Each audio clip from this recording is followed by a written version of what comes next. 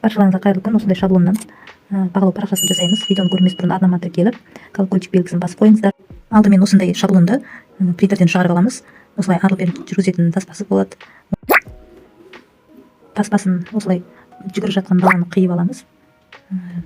Және бәрін ламинаттап жасайтын боламыз. Барлығының жасалу жолын видеоның соңына дейін көрсеңіздер, үйреніп аласыздар. Мінекей осылай арлы-берлі қозғалатын болады. Өте оқушыларға қолдануына оңай. Қандай бал алса, сол жерде жылжытып отырады.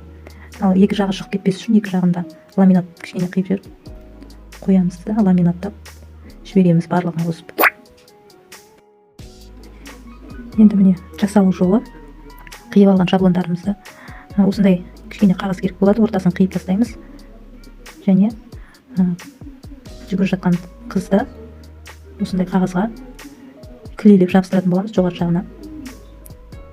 Астындағы сандары көрінетіндей етіп жабыстырасыздар. Одан кейін осылай ламинаттың пленкасына саламыз, түгел барлығын ламинаттап аламыз.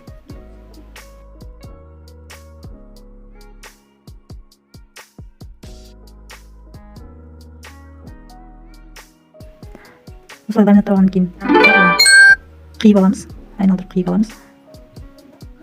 Канцелярский ножпен екі жағын, ортасы ашық тұрған жері бар ғой, сол жерді екі жағын ғана қиямыз.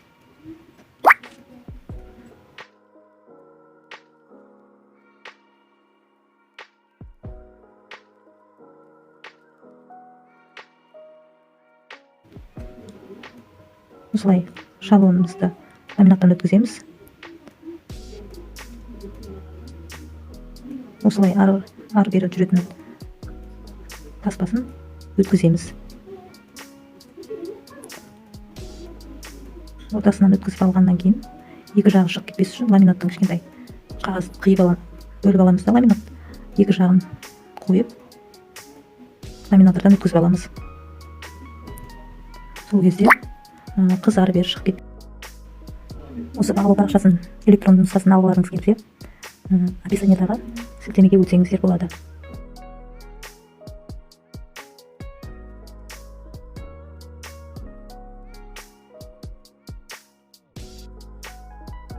Осылай ламинаттаған екі шетіне қойған пленкамызды балалардың қолын тырнап жарақаттамас үшін дөңгелетіп кесіп аламыз.